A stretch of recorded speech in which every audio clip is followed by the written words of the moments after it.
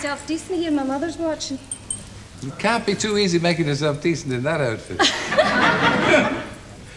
Yeah. Where have you been? Well, I've been trying to, like, make a living, sort of traveling about, I went to the States, as you all know, probably if you've been reading the papers, because after the first few hits here, actually, you couldn't get arrested with one of my records. I mean, it's like, you couldn't give them away, and I tried.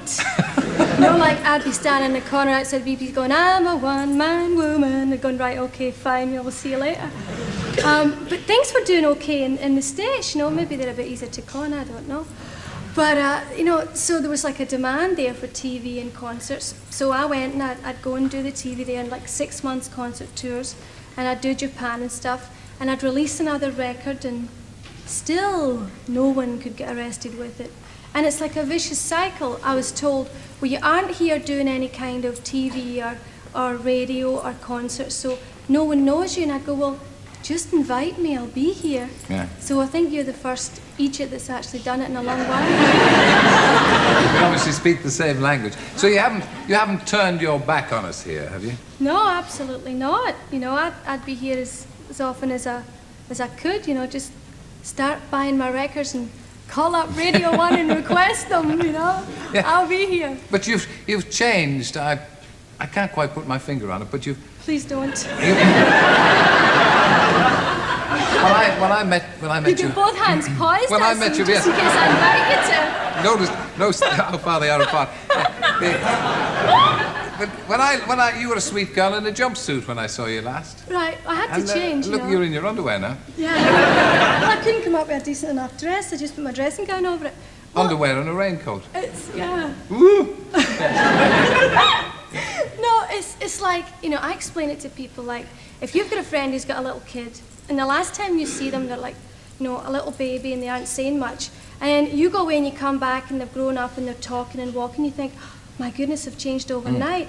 For me, because I haven't been so visible in Britain for a while, people still remember me singing For Your Eyes Only and, Modern Girl and stuff like that. And that was like 3.5, 4 years ago. So over those 4 years, I guess I have changed a bit. My taste in clothes changes. I'm a wee bit more relaxed. I used to be a lot more uptight in those days, more tense and like, I'll show you that I'm confident and strong and nothing will bother me. So now I just like, I've relaxed, and as my mother would say it, I've grown into myself, I've grown into myself more, and I just like, people stare sometimes with my spiky hair, but, And did they stare? Have you been back to Scotland? I'm going up this week. Actually, before I go up, I'm seeing my mother.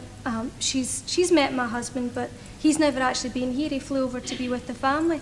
So she's flying down from Scotland, special food like square sliced sausage and black pudding. So she's making a fry-up, and this will be his introduction to a black pudding supper. He'll probably take the next plane back, won't he? Well, I hope not, but he should enjoy it. What do you miss about Scotland? Well, I've got a brother who's there still. Most of my all of my family, apart from him, live in England. And my closest friends, apart from Nan, who was like my pal from I was 15, she's moved back up there. So most of the people I was real close to were in England. I guess your heart really goes to the people you know. But Scotland is a lot of nostalgia for me. I talk about my days in college and stuff. And we're going to go up and I'm going to point to the building, the college, and point to the first flat I had, and, take him for a fish supper and stuff like that. Yeah. Yeah. He'll definitely go roaring back to America after that. Is America your home now, to all intents and purposes? I had to finally make that decision this January. I just sold my apartment in London this January. I got married in January.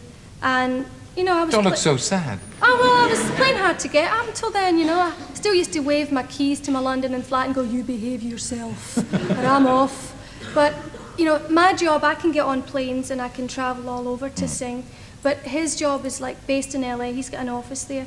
So we had to decide that's where we would settle. Did they have any trouble adjusting to your accent in LA?